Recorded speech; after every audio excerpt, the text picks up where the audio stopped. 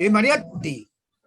Y entonces tendríamos que recurrir, si efectivamente vamos por el camino de Mariatti, quien realmente, por supuesto no todas las centrales van a ir por el camino de Mariatti, descartamos a la CTP y podemos descartar a la clase de la democracia cristiana. Pero hay dos centrales, una es la CGTP y la otra podría ser la CUT, que se supone que en la conducción hay gente que dice ser del Partido Socialista, ¿no? Y de izquierda. Por lo tanto, ¿en qué medida nosotros realmente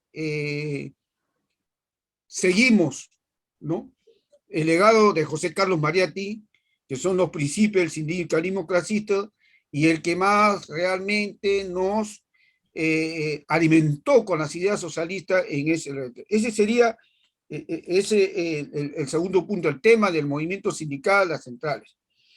Pero ha señalado dos cosas que es importantes. Uno, conocer la historia, de qué manera se ha desenvuelto el movimiento sindical desde hace las últimas décadas, digamos, para entender qué ha pasado, cuáles han sido los vacíos, cuál ha sido lo de la flaqueza que han tenido y de qué manera superar eso. Ese es un punto que me parece que has tocado bien. Y el segundo es recuperar un poco las tesis de Mariátegui sobre el sindicalismo, en qué manera estas se refrescan ahora, de qué manera estas tienen ahora más vigencia y cómo ponerlas en actualidad a la luz y a los ojos de los trabajadores y en la mente de los trabajadores, porque eso es el reto que hay. Esos son dos puntos que me parece importante que has tocado, Nicolás. Ya en la segunda entrada que vas a tener, por favor, desarrolla otros temas que puedan servir de punto de agenda. Pero esos dos me parece que sintetizan un poco tu posición. Compañero Burga, adelante. Vamos a continuar con lo de Nicolás. Me parece, primero el diagnóstico es a toda persona que adolece de algo hay que hacer el diagnóstico. Está bien eso. Y eso es real, eso es lo científico.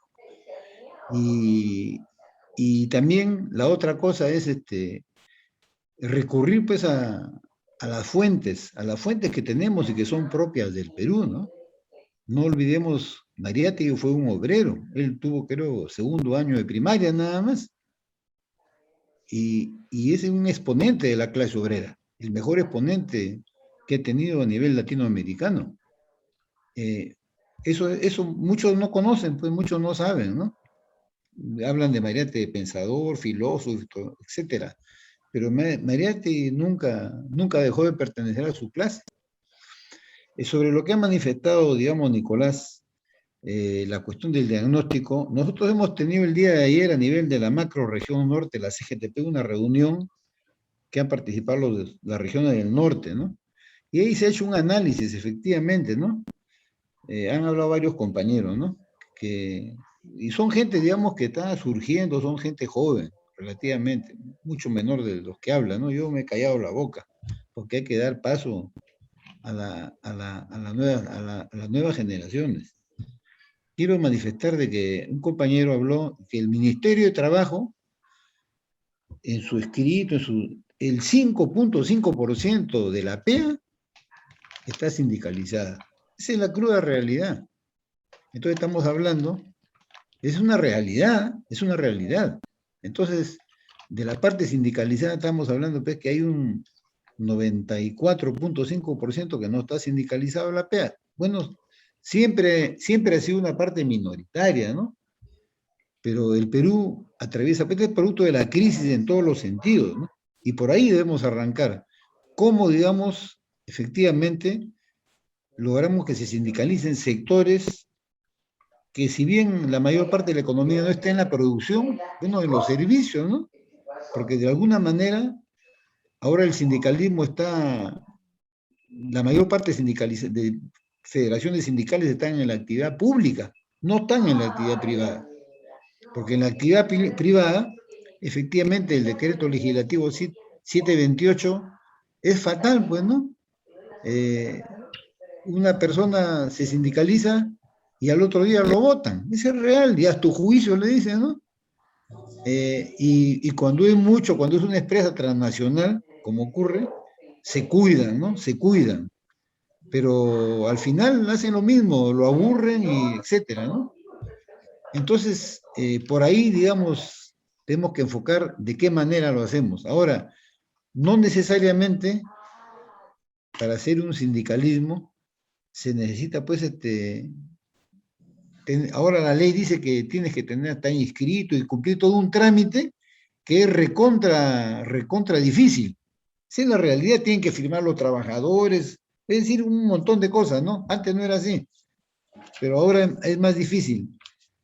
Entonces, ¿qué ocurre? Aquí lo primero que tenemos que hacer es hacer escuelas sindicales desde un punto de vista de clase, charlas, y la prensa sindical que aborde a los trabajadores para hacerlos despertar. Esa es la verdad. Para mí todo se reduce en primer lugar a sembrar conciencia de clase. Eso es lo primero. Y después podemos hablar, o a la vez, ¿no? Hay que hablar de la recuperación de los derechos. Compañeros, hay grandes sectores industriales, son muy importantes, participan en la vida económica, el sector minero, el sector de construcción civil, el sector de la agroindustria, son bases para la vida económica. Yo lo digo por experiencia propia, para ser sindicatos en la agroindustria te ha corrido balas, ha tomado carreteras y ha habido muertos. Igual ha pasado en todos los sectores, nunca se ha regalado nada y siguen los compañeros prácticamente marginados y casi sin beneficio, ¿no? Entonces, estas cosas se dan. ¿No? Pero primero, y ahora, ¿quién se aprovecha muchas veces? No muchas veces, siempre se aprovechan actualmente. Las ONGs que vienen, dan charlas y no les hablan, digamos, de lo que el trabajador hace, cuál es su papel en la vida, cómo él produce y de la producción se apropian de los resultados de su fuerza, alquilan su fuerza de trabajo y se apropian y a él está condenado a siempre ser trabajador, siempre a ser explotado y humillado. Hay que sembrar en el imaginario del obrero que esto puede cambiar. Eso en primer lugar. Si sembramos en el imaginario, estoy seguro que va a cambiar. ¿Y cómo se siembra en el imaginario? Hablándole la realidad de las cosas. Eso por ahí nada más, compañeros, para no explayarnos, ¿no? Pero como usted ha dicho, compañero, hay que ser corto y bueno, ese es lo que yo puedo opinar, ¿no? Pero es un proceso, es un proceso. El día Me 24, la parece claro. CGTP ha movilizado, va a haber una movilización nacional en base a puntos puntuales, ¿no? Que sean con Castillo se firmó un convenio, un acuerdo de 19 puntos. Exigimos que se cumplan esos 19 puntos. Empecemos por lo más importante, nada más. Me quedo ahí. Gracias. Sí, yo creo que es un elemento clave de la conciencia y ahí creo que hay varias iniciativas de trabajar este tema y ojalá que se multipliquen. Nosotros debemos hacer también nuestra parte y contribuir a que esto se logre y creo que de alguna forma hay muchas responsabilidad del gobierno, obviamente, de trabajar una concertación con la GTP para los puntos que están señalando. Creo que me parece que esto es un elemento que no se difunde mucho. Los puntos que están en la GTP, que espero que la movilización que se realice ahora permita generar una mayor conciencia respecto a estos puntos, pero son claves. El sistema de inspecciones laborales del ministerio debe cambiar radicalmente y realmente tener un activismo muy fuerte. Creo una de las primeras cosas que se hizo en España, recuerdo, no había ni siquiera un gobierno de izquierda, pero por ahí apuntalaba mucho de los sindicalistas. Lo primero que hizo es multiplicar la cantidad de inspectores para asegurar que haya por lo menos un cuadro del diagnóstico de la situación laboral y que pueda enmendarse. Y en este caso acá más bien se han disminuido los inspectores y no se cumplen muchas de las, en este caso, derechos que están de modo que me parece que una acción importante es esta, la de generar conciencia y desarrollar esos puntos que tiene ahora de petitorio, digamos, para el gobierno de Castilla. Y creo que no ha habido ningún alcance importante con el Ministerio de Trabajo, que es uno de los elementos que debería estar ahorita respaldando, dada la experiencia y la trayectoria que ha tenido sindical Castillo. Debería haber en el Ministerio de Trabajo un acercamiento mucho más fuerte para facilitar que la sindicalización se logre de manera acelerada y se respeten estos derechos. Esa presión es lo que falta. Me parece que es importante la movilización que están haciendo y hay que apuntar a eso. Muy bien, ya tocado, es un punto muy importante. Nicolás, el siguiente tema que te preocupa respecto al tema sindical y cómo avanzar en este asunto.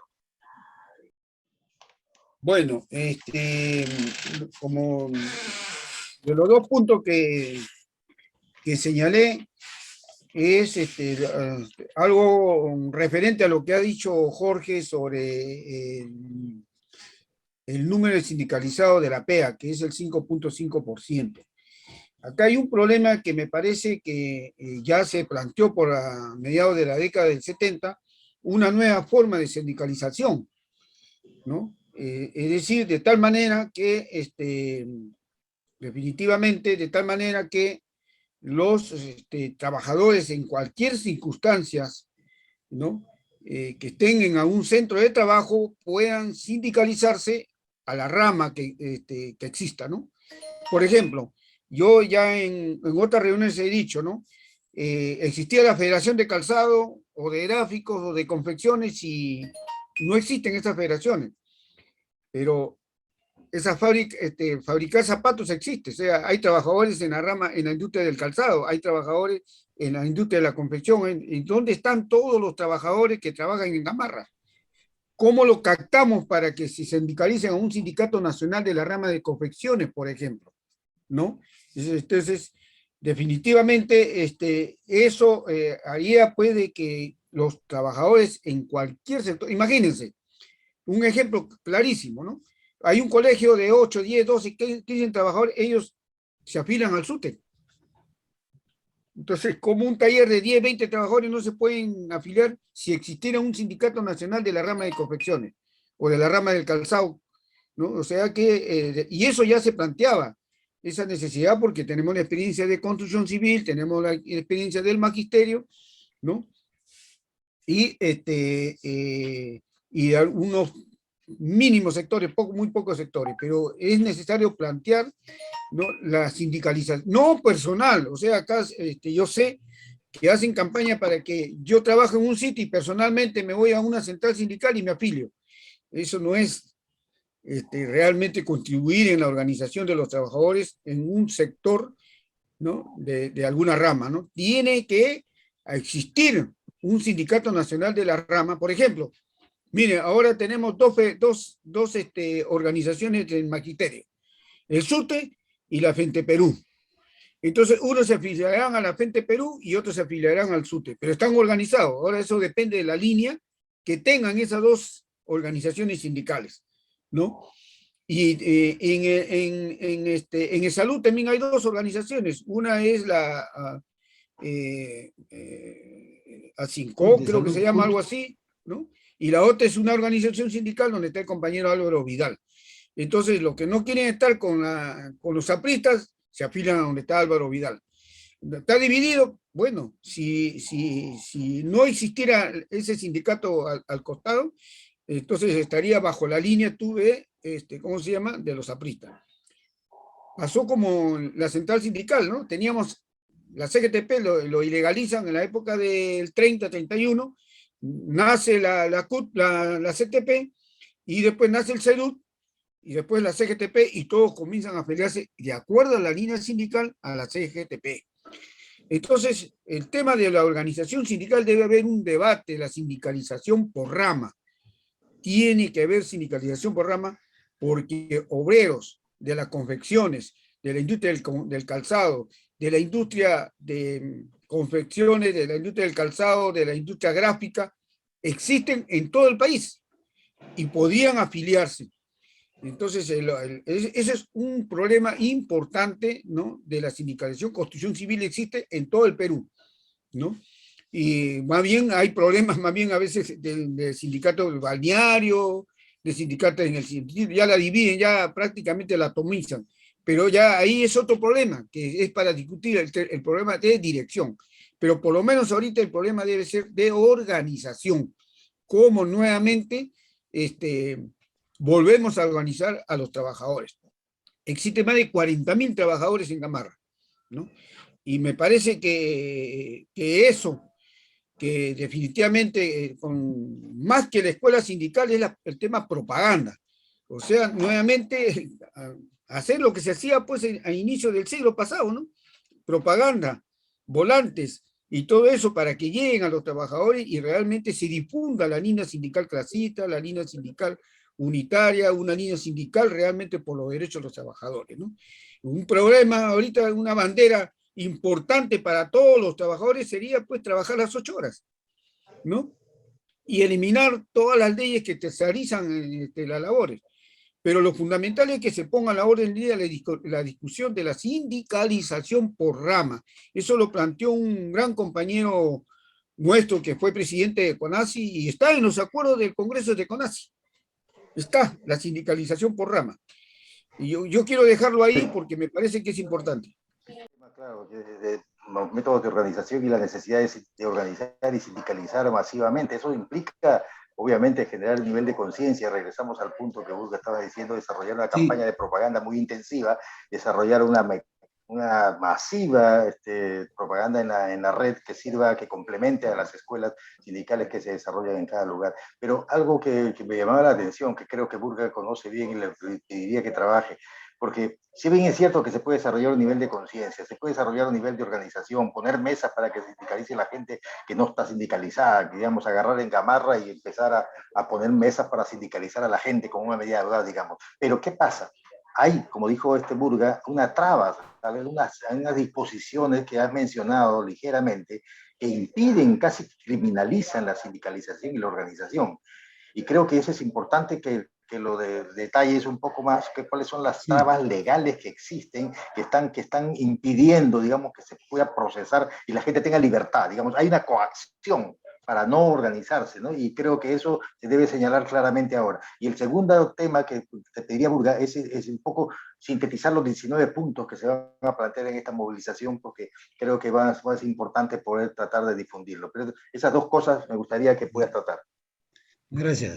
Ya, yo quiero manifestar lo siguiente, efectivamente, yo pongo un ejemplo, ¿no? Yo provengo del sector bancario, de la otrora gloriosa, para mí sigue siendo gloriosa, aunque es una cosa pendiente de la Federación de Empleados Bancarios, éramos un sindicato también por rama de actividad. Yo quiero manifestar lo siguiente, ya cuando se aplica el neoliberalismo acá, en todo su esplendor, entre comillas, durante el régimen de Fujimori, se dio un decreto legislativo, es el decreto legislativo 728, que lo dio antes del golpe, al amparo de las facultades que le dio el Congreso, pero se excedió en esas facultades, ¿no? Pero esa es la realidad. Entonces, ese decreto legislativo, el 728 es ahora un decreto supremo 0397-TR, con la modificatoria lo convirtieron en... todo tiene su reglamento y todo, ¿no? Entonces, actualmente hay más de 16 modalidades diferentes de contratación. O sea, usted lo pueden contratar a tiempo parcial, lo puede contratar por servicio específico, a plazo intermitente, lo pueden contratar, digamos, por obra, lo pueden contratar de un montón de maneras. Entonces, ¿qué ocurre? Antes había una ley, ¿no?, que la dio el general de los pobres, Juan Velasco Alvarado, que era la ley 18471, que establecía de que el trabajador tenía una estabilidad en el trabajo a los 90 días, a los 3 meses. Pasaba los 3 meses, tenías estabilidad en el trabajo. Muchos no conocen que esa norma, esa ley, se basó, digamos, en un pacto de la Federación de Empleados Bancarios, que databa del año 53, donde decía el pacto colectivo, el empleado que cumpla con sus obligaciones tiene garantizado su trabajo. Sencillo. Y los únicos que teníamos esa estabilidad a los 3 meses se lograba eran los bancos. Bueno, eso estaba en todas las empresas, ¿no?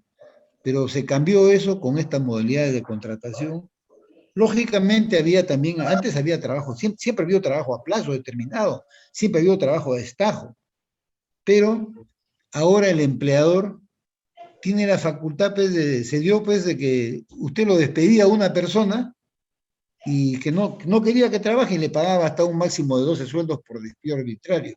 Han pasado años para que el tribunal, y una lucha heroica del sindicato de Telefónica, el tribunal constitucional de una norma, que eso ya quedara sin efecto. Entonces, ¿qué ocurre? Esas son las cosas que dificultan, porque el trabajador lo contratan por 3 meses, 6 meses, 1 año, y no se sindicaliza por el temor que no le renueven el contrato, y es real. Si se sindicaliza, tiene que ser en una empresa donde ya hay un sindicato fuerte y él puede seguir trabajando, ¿no? Pero Si no se acaba su contrato y por más sindicato que haya, no lo contratan. Ese es un tema. Y eso está en contra de la norma de la Organización Internacional del Trabajo, pero acá no se cumple nada. Y el otro tema es de que el trabajador tiene, aparte del temor, la batalla de ideas. Eso es real, hay que enfocar las cosas así de profundidad. Ya hay muchos trabajadores y da vergüenza escuchar, y a mí me ha pasado, ¿no? En una oportunidad le comentaba a un compañero de trabajo de que todo se ha conseguido con lucha. Y le decía, oye, fíjate, estos sinvergüenzas están dando una canasta, pues, que es una miseria, una canasta navideña, ¿no? Que es un beneficio que hay, ¿no? Y el compañero me contesta, ¿no? No, pues, pero si dan más, van a bajar nuestras utilidades. Entonces, otro compañero me dijo cuando le comenté, ¿y pues no, por qué no le diste un cachetadón en ese momento? Me dice. O sea, la gente está pensando con un chip diferente al que debe pensar un trabajador, porque le han dicho por toda la batalla de ideas, le han metido a la cabeza de que hay que trabajar cabeza gacha y la felicidad debe venir sola, y eso es falso, pues. Y al final, a ese compañero que me ya no trabaja, ¿no? Se ha ido joven, lo renunciaron. Esa es la realidad que pasa en todos los centros laborales. Entonces, fíjense, una anécdota le decía, nosotros hicimos un sindicato que hasta ahora sigue vigente en el Banco del Trabajo, en el norte. Se presentó los papeles al Ministerio de Trabajo en la mañana.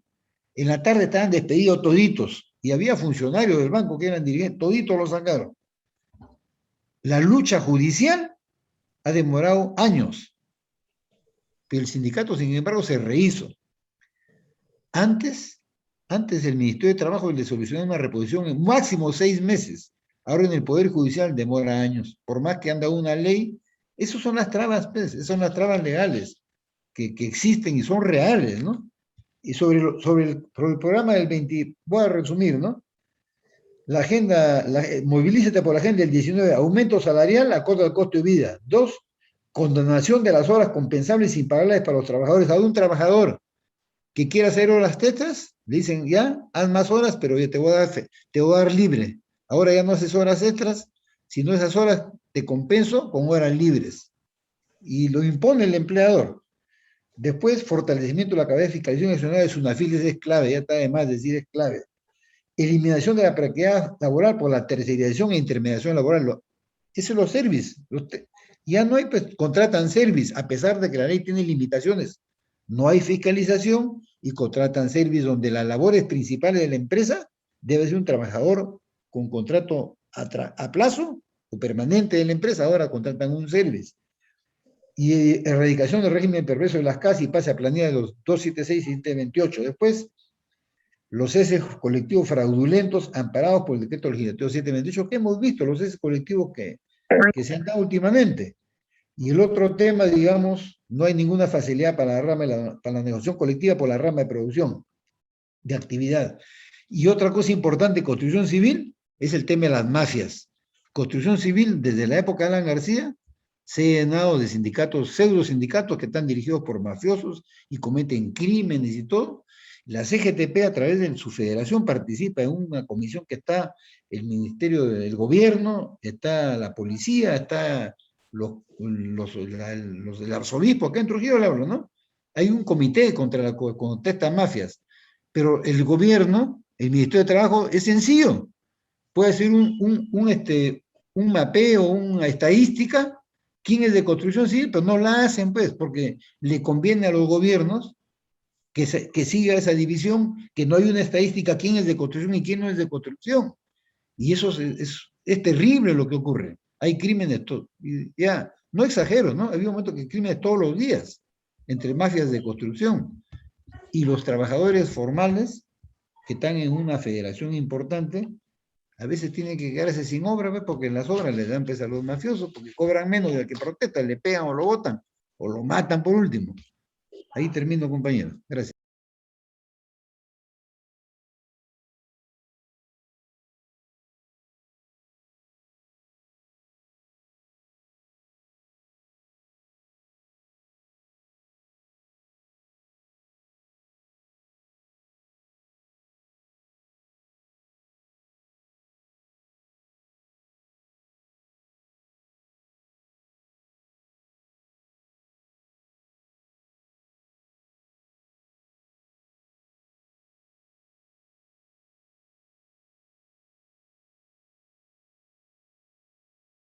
Ahí está la clave del asunto, tratar de desenmascarar todas esas trabas que existen, toda esa realidad que existe para generar la primera conciencia de que la gente tome una fuerza contraria a todos esos métodos que se han desarrollado, permitidos por las legislaciones que no se han eliminado hasta ahora y que persisten, ¿no? Yo creo que es clave poder entender los puntos que está trabajando la CGTP ahora y lo que ha señalado. Pero creo que es mucho más importante ahora trabajar el tema del derecho a la sindicalización como un derecho importantísimo y remarcarlo eso a nivel de todas las fuerzas posibles, todas las redes, porque eso es la única, digamos, consigna que la gente debe meterse en la cabeza. El derecho a la sindicalización es un derecho humano, es un derecho indispensable, es un derecho que no se puede restringir por más que sea de un solo trabajador de una empresa, por más que sea un trabajador temporal o por cualquier tipo de contrato. Creo que el derecho a la sindicalización debe ser exigido como un derecho humano. Y creo que por ahí puede empezar el nivel de conciencia de la gente, tratar de apuntalar sobre eso. Muchas gracias, Purga, por esto. Dejamos a Nicolás con tu mensaje final, a ver cuáles son las nuevas ideas sobre este tema, y porque ya estamos cerrando el programa. Así que, Nicolás, última intervención respecto a este tema de la realidad sindical y cómo abordarlo en los próximos programas. Adelante, Nicolás. Bueno, a lo que ha dicho Jorge, yo creo que definitivamente hay un problema, de todas maneras, hay que decirlo, ¿no? Hay un problema de dirección nacional, una ausencia de estrategia y de objetivos. ¿Por qué? Porque, ¿qué estamos señalando en esta reunión? Se está señalando sobre normas que afectan al conjunto del movimiento sindical. Y entonces yo tranquilamente puedo agarrar y decir lo siguiente: ¿cómo podemos hablar de normas que nos afecten si con Velasco Alvarado nos dejó las normas sobre el límite que había de la Organización Internacional de Trabajo, de la OIT? O sea, todas las normas que dio Velasco Alvarado estaban por encima de lo que señalaba como mínimo la OIT, ¿no es cierto? Y entonces, o sea, estamos bajo la precarización del trabajo. Entonces la pregunta es, ¿cómo es posible que hayamos perdido todos esos derechos sindicales? El día de ayer se ha confirmado la cadena perpetua para Morales Bermúdez, que fue parte de la Operación Cóndor, de una Operación Cóndor dirigida contra el movimiento obrero en América Latina. Muy bien, que inició la contrarreforma sindical fue Morales Bermúdez, acá. Él fue, ¿no? Y definitivamente, desde ahí prácticamente se descabezó pues al movimiento sindical, ¿no? Ya no se trabajan 8 horas, se trabajan 12 y 14 horas diarias, ¿no? Y hay otras violaciones de los derechos sindicales que no se respetan, ¿no? O sea, definitivamente, y como lo acaba de decir, el tema del sobretiempo, ¿no? De que te trabajas sobre tiempo porque tú quieres tener más ingresos, pero al final te dice, ya sabes que ya 2, 3 días descansa tú y se acabó. Entonces, a mí me parece que es importante el tema ¿cómo se llama? De abordar los problemas en debate donde los expertos sindicales y laborales y de centrales sindicales realmente podamos discutirlo de tal manera que podamos participar. Miren, no lo ha dicho Jorge, no sé si se le habrá ido o no, pero yo por lo que converso con el compañero Donaire me dice que ahora los que determinan el despido de los trabajadores, hoja que tampoco no se ha dicho, tenemos que ir al fuero del Poder Judicial para decidir los problemas de los trabajadores. O sea, nosotros estamos ya no en manos del Ministerio de Trabajo, sino del Poder Judicial. Y definitivamente quien decide si se despide o no a un dirigente sindical es un juez. Y eso está en el Congreso ya, para ser aprobado. Pero no solamente eso, sino que para ir a un juicio, ¿no? Hay arbitraje, porque ahora se utiliza el arbitraje, a los sindicatos tienen que pagar 10.000, 20.000, 30.000 soles para poder participar en el arbitraje. Cuando antes esos problemas se veían en el Ministerio de Trabajo, no, ahora tiene que ir, y usted sabe quién maneja los arbitrajes, ¿no? Los árbitros generalmente salen de la Universidad Católica. No puede ser eso. No puede ser eso. Pero la pregunta es, ¿cómo se aceptó?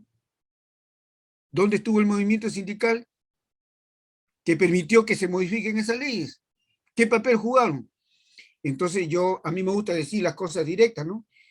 Entonces, cuando hay un movimiento sindical débil, hay quienes se benefician del movimiento sindical débil, ¿no? Y una cosa que hace mucho daño en el movimiento sindical es la perennización, ¿no?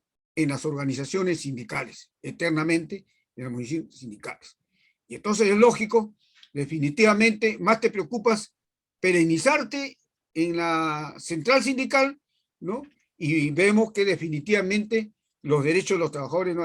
Ya lo más grave es de que dependamos del juez. Y eso, en ese proyecto de ley que va a ir a manos del juez, el fuero sindical, ese proyecto lo ha hecho Sigrid Bazán. Ese proyecto lo ha presentado Sigrid Bazán, ¿no? Y me lo ha dicho, y lo ha dicho el doctor Jorge Rendón Vázquez, que ha sacado algunos artículos. Entonces, y eso del tema de la Ley General de Trabajo. Entonces, me parece que hay muchas cosas que debatir y hay muchas cosas por las que definitivamente tenemos que difundir y levantar a los trabajadores, que me ha hecho recordar en antes Jorge cuando dice de que hay que aceptar esa canastita de regalo porque si no vamos a recibir menos utilidades. ¿Sabes qué hace recordar eso, Jorge? Cuando Marx discutía salario, trabajo salariario, precio y ganancia. Es decir, si tú demandabas más salario, entonces las cosas subían. Entonces, para que no suban las cosas, no hay que pedir aumento de salario. Eso o sea que no es que hay que darle una cachetada, sino que se sigue con eso de que no hay que pedir nada porque si no, las cosas suben. Y ese era el principal debate de Marx contra Bernstein en los años antes de que ya se escribiera el manifiesto comunista, ¿no? En ese sentido. Entonces, nuevamente está en debate eso. Entonces, definitivamente se ha abandonado, ¿no? ¿Sabes qué cosa se ha abandonado? Que los trabajadores sepamos qué cosa es salario, precio y ganancia y qué cosa es la plusvalía. Si los trabajadores no entienden eso, no entendemos. Y yo agradezco mucho al maestro que tuve, que me enseñó siempre economía política y lo que era la plusvalía. Gracias. Participación, creo que crean puntos de la agenda muy importantes. Lo que ha dicho Nicolás es cierto, ¿no? Pero también hay una situación. No nos olvidemos de que cuando sube Fujimori se descabezó a todo el movimiento sindical. Inclusive hubo una represión bárbara, ¿no? Entonces desaparecieron federaciones completas. Ahí han impuesto las leyes, pues ahí eso no es culpa de los dirigentes. Los dirigentes nunca han aceptado eso, de ningún dirigente, de ninguna idea, de ninguna central, etcétera, ¿no? Quizás algunos vendepatria, priistas, etcétera, han aceptado, pero no, todo el mundo ha reclamado. Sencillamente, pues, el Congreso.